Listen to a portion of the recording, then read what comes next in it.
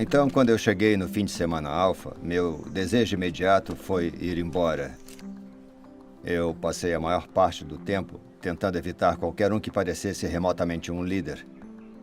E eu ficava no hall onde aconteceu tudo. Tinha uma porta nos fundos e eu saía constantemente pela porta para pegar um cigarro. E eu não fumava, eu só tinha que ter um cigarro. Era tudo tão estranho e esquisito e eu realmente não queria estar lá. Aquela foi minha reação imediata. Evitar líderes, fumar cigarros, evitar pessoas. Meu líder era muito alto, era muito bacana. Ele é meu amigo até hoje, mas naquela época eu não o conhecia bem. E aí, no sábado de manhã, ele se aproximou de mim e disse: "Posso orar por você?" E eu disse: "Não." E ele disse: "Ok." E assim eu, resistia a ele e a tudo que viesse com ele. Aí, no dia seguinte, você tem que dar crédito a ele pela perseverança, porque ele se aproximou de mim de novo e disse com uma cara meio séria, posso orar por você? E eu disse: "Ok, se for para você parar de falar, eu acho que pode orar por mim."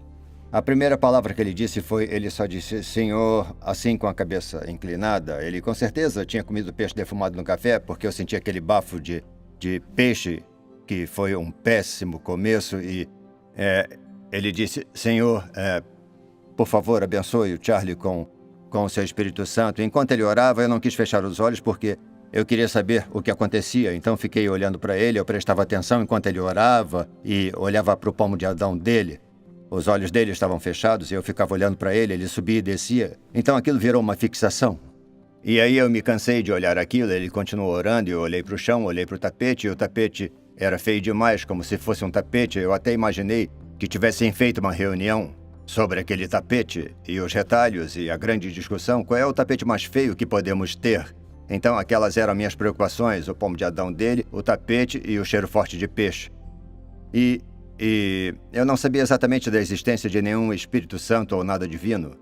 Nada além dos meus pensamentos malucos e defesas.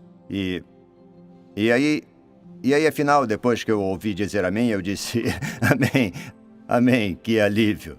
E ele sorriu, ele tinha um suspiro anasalado incrível, então ele deu um longo e profundo suspiro anasalado e eu fiquei aliviado por ele estar satisfeito.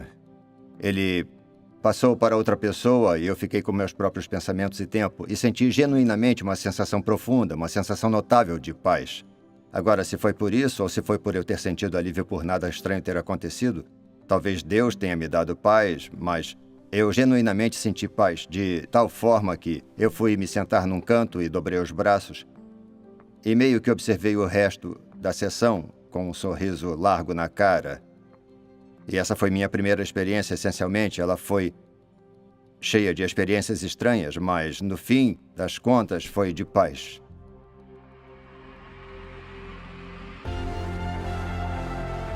O Espírito Santo, acho que é como se fosse nosso anjo da guarda. Isso é difícil, hein? Deixa eu só pensar um pouquinho. Eu creio que é Deus, né? Deus, o Espírito Santo. Nossa, acho que essa é a pergunta, né? É uma boa pergunta. Pra mim, Espírito Santo é como se fosse um anjo da guarda. Bom, o Espírito Santo é a pessoa de Deus aqui na Terra, né? É um estado que fica entre Minas Gerais, o Rio de Janeiro e a Bahia. Acho que é o inexplicável. Acho que não tem religião, não tem pessoa que vai conseguir explicar o que é o Espírito Santo.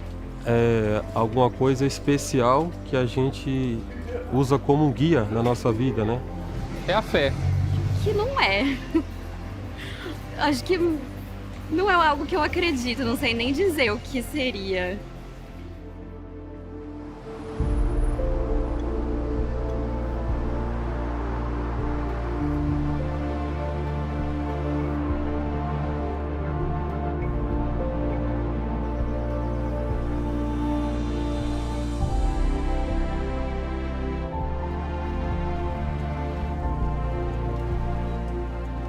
Apesar de tudo que a tecnologia nos trouxe, não há nada como a natureza. Ela é impressionante, deslumbrante, revigorante. Durante a minha infância, eu não ouvi muito falar sobre o Espírito Santo. A única hora em que o Espírito Santo era mencionado era nas orações da escola, que sempre terminavam com as mesmas palavras, em nome do Pai, do Filho e do Espírito Santo. Ele parecia ter alguma coisa secundária, no máximo algum tipo de força vaga, sobrenatural, e no mínimo uma coisa estranha ou até uma certa aberração. Só que na Bíblia, o Espírito Santo não é uma força vaga, mas uma pessoa que se pode conhecer. Ele também não é um extra opcional, é principal e central. Não é uma invenção recente tampouco, ele estava presente desde o início. E tudo, todas as coisas, foram feitas por intermédio dele. No princípio era aquele que é a palavra. Era a terra sem forma e vazia, trevas cobriam a face do abismo, e o Espírito de Deus se movia sobre a face das águas. Disse Deus, haja luz. E houve luz. Deus chamou a luz dia e as trevas chamou noite. A cada dia surgia uma nova criação, oceanos vastos, um céu vasto, a vegetação da terra. O Espírito de Deus, o Espírito Criador, fez do caos o cosmos, da desordem a ordem, da confusão a harmonia, da deformidade a beleza. O cosmos, as galáxias, o sol e a lua e cada estrela, criaturas de todas as formas e tamanhos para nadar, voar e vagar pela terra. Depois Deus criou o homem e a mulher, à sua imagem, e lhes deu o sopro da vida. E Deus enviou o Espírito dele a pessoas escolhidas para guiá-las, para dar a elas dons por determinados tempos e propósitos, para fazer a obra de Deus na terra. Deus encheu um homem chamado Bezalel com o espírito dele. Deu a ele o dom da criatividade e capacidade artística para manipular e forjar metais preciosos e pedras em arte, e fazer uma casa para o Senhor. O Espírito de Deus veio sobre Gideão, um homem fraco e inseguro, e ele se tornou um guerreiro corajoso que salvou o povo de Deus. Sansão, que foi feito prisioneiro. Deus enviou o Espírito dele para lhe dar uma força extraordinária e romper as cordas que o amarravam. Mas o Espírito do Senhor apossou-se dele. As cordas em seus braços tornaram-se como fibra de linha queimada e os laços caíram de suas mãos. Deus encheu outros com seu Espírito para profetizar, para ser seu porta-voz, dando direção e esperança ao povo dele. O Espírito veio sobre Isaías para levar boas novas de esperança. O Espírito do Senhor está sobre mim, porque ele me ungiu para pregar boas novas aos pobres. Enviou-me para cuidar dos que estão com o coração quebrantado, anunciar liberdade aos cativos e libertação das trevas aos prisioneiros. Sobre Ezequiel, darei a vocês um coração novo e porei um espírito novo em vocês. Tirarei de vocês o coração de pedra e lhes darei um coração de carne. Porei o meu espírito em vocês e os levarei a agirem segundo os meus decretos e a obedecerem fielmente às minhas leis. Através do poeta Joel, sabemos para quem é esta promessa e como vai acontecer. E depois disso, derramarei do meu espírito sobre todos os povos. Os seus filhos e as suas filhas profetizarão, os velhos terão sonhos, os jovens terão visões. Até sobre os servos e as servas derramarei do meu espírito naqueles dias. Deus prometeu que ele faria algo novo. Não só para determinadas pessoas, em determinadas ocasiões, para determinadas tarefas, mas para todos. Todas as pessoas, independente de posição, idade, gênero, etnia, raça. E aí, com o nascimento de Deus, foi como se uma trombeta soasse. E todos ao redor do nascimento de Jesus foram cheios do Espírito Santo. Maria, a mãe de Jesus. Isabel, a prima de Maria. João Batista. E aí Jesus, no batismo dele. E o Espírito Santo desceu sobre ele em forma corpórea. Cheio do Espírito Santo, ele começou a ensinar, curar os enfermos, proclamar liberdade aos cativos, curar os quebrantados de coração. Muitas vezes o que acontece no Antigo Testamento de forma física, acontece no Novo Testamento de forma espiritual. Assim como Bezalel recebeu a habilidade para desenhar e executar o templo, o Espírito Santo sempre traz coisas novas às nossas vidas. Novas atitudes, novos desejos, novas formas de adoração, novas canções. Faça o que fizer no seu trabalho, o Espírito de Deus quer encher você de destreza, habilidade e criatividade. Como Gideão, Deus usa pessoas que se sentem fracas, inadequadas, despreparadas.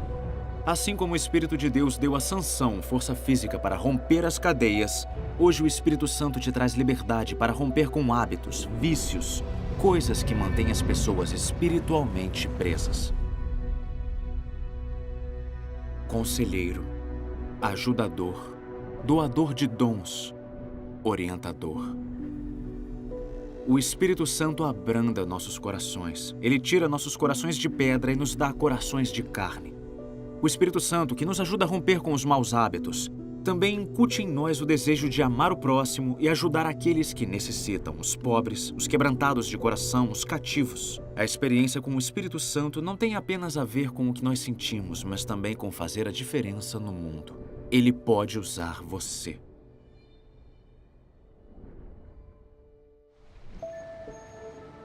Aos 21 anos, Jack Pullinger embarcou no navio mais barato que conseguiu, com o maior número de escalas, e orou para saber onde desembarcar.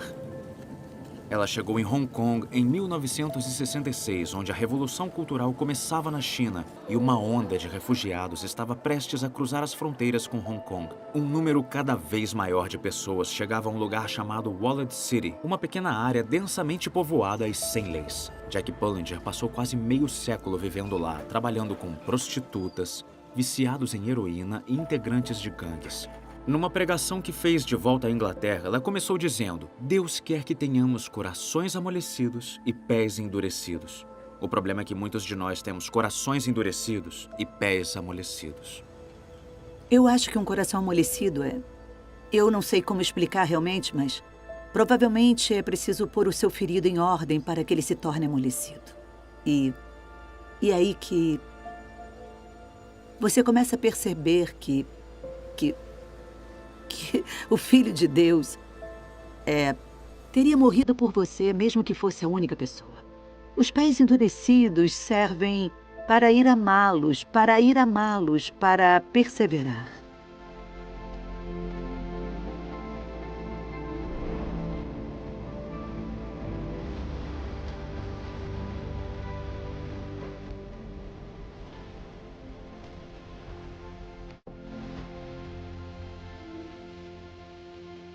Através do poeta Joel, Deus prometeu que o Espírito Santo não estaria mais restrito a determinadas pessoas em determinadas ocasiões para determinados propósitos, mas que seria para todas as pessoas. Esta promessa não se realizou durante muitos e muitos anos. Mas com o nascimento de Jesus, vemos um aumento notável na atividade do Espírito. Todos ao redor do nascimento de Jesus foram cheios do Espírito Santo. A Maria, mãe de Jesus, um anjo disse: O Espírito Santo virá sobre você, e o poder do Altíssimo a cobrirá com a sua sombra. Assim aquele que há de nascer será chamado Santo, Filho de Deus. E teve a prima de Maria, Isabel, mãe de João Batista. Quando Isabel ouviu a saudação de Maria, o bebê agitou-se em seu ventre, e Isabel ficou cheia do Espírito Santo. João Batista foi a primeira pessoa a fazer a ligação entre o Espírito Santo e Jesus. João respondeu a todos: Eu os batizo com água, mas virá alguém mais poderoso do que eu, tanto que não sou digno de curvar-me e desamarrar as correias das suas sandálias. Ele os batizará com o Espírito Santo e com fogo. O significado original da palavra batizar era inundar, imergir, submergir, banhar. E é isso que o Espírito Santo quer fazer. Ele quer nos banhar, nos encher. Às vezes eu me sinto como uma esponja seca. Uma daquelas esponjas que, quando estão bem secas, e mesmo quando você a põe na água, no início ela não absorve nenhuma água, porque está muito dura e áspera por fora. Mas se você deixar essa esponja na água, as beiradas começam a amolecer. E depois que as beiradas amolecem, a esponja pode absorver muito mais água. A esponja está na água, mas a água está na esponja. E quando você a levanta, a água literalmente derrama. É assim que devemos ser, cheios do Espírito Santo. O próprio Jesus foi completamente cheio do Espírito Santo. Quando ele foi batizado por João no Rio Jordão, imediatamente o Espírito Santo desceu sobre ele em forma corpórea, como uma pomba. Numa sinagoga em sua cidade natal, Nazaré, Jesus leu as palavras de Isaías 61 e aplicou a si mesmo. O Espírito do Senhor está sobre mim, porque ele me ungiu para pregar boas novas aos pobres. Hoje se cumpriu a escritura que vocês acabaram de ouvir. Em outra ocasião, Jesus foi a uma festa judaica chamada Festa dos Tabernáculos. Milhares de judeus iam a Jerusalém celebrar a festa, agradecer a Deus por prover água no ano anterior e também orar para que fizesse a mesma coisa no ano vindouro. E durante a festa, Jesus previu a vinda do Espírito para todas as pessoas. No último e mais importante dia da festa, Jesus levantou-se e disse em alta voz: "Se alguém tenha sede, venha a mim e beba. Quem crer em mim, como diz a Escritura, do seu interior fluirão rios de água viva." Ele estava se referindo ao Espírito que mais tarde receberiam os que nele crescem. Até então, o Espírito ainda não tinha sido dado, pois Jesus ainda não fora glorificado. Jesus ser glorificado representava ser crucificado e depois voltar à vida. Ele estava dizendo que as promessas de Jeremias e Ezequiel e outros não seriam cumpridas em um lugar, mas em uma pessoa, nele mesmo. Depois de sua morte e ressurreição, enquanto comia com os discípulos, Jesus disse a eles: "Não saiam de Jerusalém, mas esperem pela promessa de meu Pai, da qual lhes falei. Pois João batizou com água, mas dentro de poucos dias vocês serão batizados com o Espírito Santo. Mas receberão poder quando o Espírito Santo descer sobre vocês e serão minhas testemunhas em Jerusalém, em toda a Judéia e Samaria e até nos confins da terra." E então eles esperaram e esperaram, feito uma garrafa de champanhe que foi bem sacudida. E aí, finalmente, no dia de Pentecostes, a rolha saiu. De repente, veio do céu um som, como de um vento muito forte, e encheu toda a casa na qual estavam assentados. E viram o que parecia línguas de fogo que se separaram e pousaram sobre cada um deles. Todos ficaram cheios do Espírito Santo e começaram a falar noutras línguas conforme o Espírito os capacitava. Algo sensacional e sobrenatural estava acontecendo, e como as pessoas não sabiam explicar, deram explicações naturais, como eles beberam muito vinho, estavam bêbados. E aí Pedro se levantou e disse: "Deixem-me explicar-lhes o que houve. Estes homens não estão bêbados, ainda são 9 da manhã. Este é o Espírito Santo." Isto foi profetizado no Antigo Testamento. E Pedro citou o profeta Joel: "Nos últimos dias, diz Deus, derramarei o meu Espírito sobre todos os povos." E aí ele disse uma coisa muito mais incrível. Ele disse: "Isto é para vocês. Arrependam-se e cada um de vocês será batizado em nome de Jesus Cristo para perdão dos seus pecados e receberão o dom do Espírito Santo. Pois a promessa é para vocês, para os seus filhos e para todos que estão longe, para todos quantos o Senhor nosso Deus chamar." A promessa do Pai, esta promessa de vida, de harmonia, de uma bela coroa em vez de cinzas, de criatividade, de novidade, de força, de liberdade, de compaixão, de unção, de águas vivas, o dom do Espírito Santo, que antes vinha para determinadas pessoas em determinadas ocasiões, para determinados propósitos, agora é para vocês. O Papa João Paulo II disse: "Sempre quando intervém, o Espírito nos deixa maravilhados, suscita eventos cuja novidade causa admiração, muda radicalmente as pessoas e a história." Quando eu era adolescente, eu me lembro de ter passado uma semana em um retiro cristão com o meu melhor amigo Dave. Quando chegamos lá, todos fomos divididos em 2 grupos com base na idade.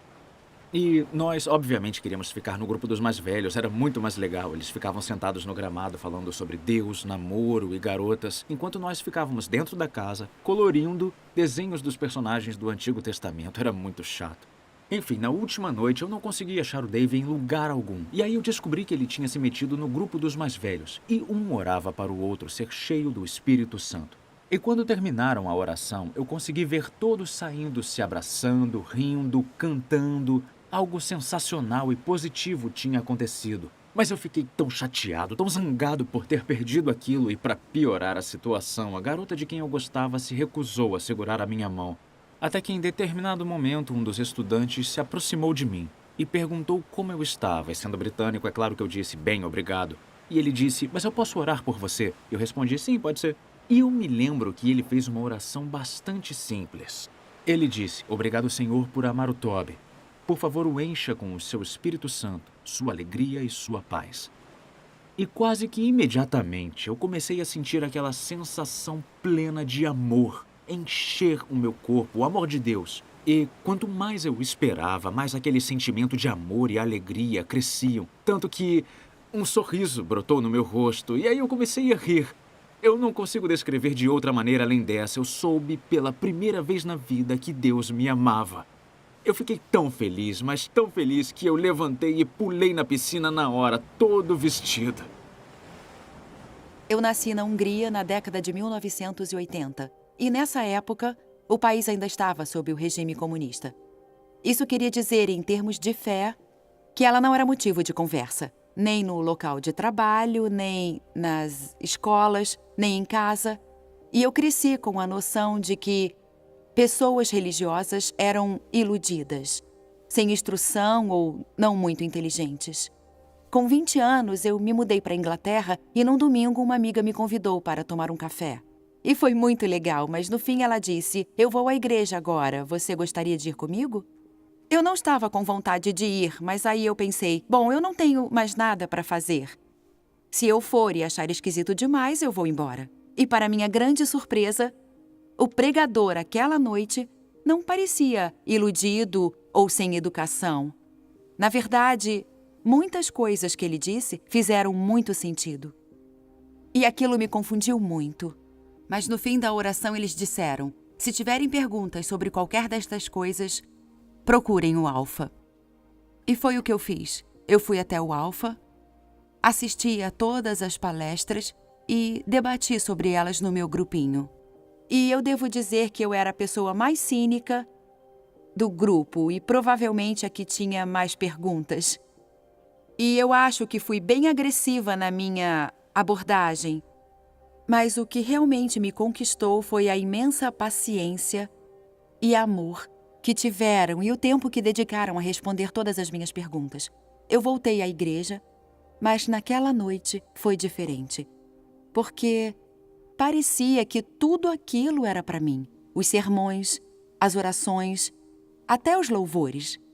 E no final da reunião, o pastor disse: "Eu sinto que tem alguém aqui que está ferido." E eu soube naquela hora que era para mim. Porque eu vinha me sentindo ferida há muito tempo. E eu não tive outra saída a não ser ir até a frente. E aí ele disse: "Olá, você poderia repetir esta oração no seu coração?" E aí eu pensei comigo: tudo bem, por que não? Então eu fechei os olhos e disse: "Jesus, se você é real, entre na minha vida." E naquele momento, os músicos do louvor começaram a tocar uma música que ficava repetindo a frase: "Há poder no nome de Jesus para quebrar todas as cadeias." E uma enorme onda de emoção tomou conta de mim e eu senti um enorme conforto em meu coração, como se ele estivesse sendo curado. Eu nunca choro em público, mas eu não conseguia parar de soluçar, e eu acho que nem tive tempo de me sentir envergonhada por isso. Aí uma amiga se aproximou e veio orar por mim. E eu não sabia até aquela altura, mas agora eu sei que o que aconteceu é que eu fui inundada pelo Espírito Santo. Cada pessoa tem a sua experiência, mas esta é a maravilhosa promessa do Pai, que o dom do Espírito Santo não seria mais apenas para determinadas pessoas, em determinadas ocasiões, para determinados propósitos. Ela é para todos.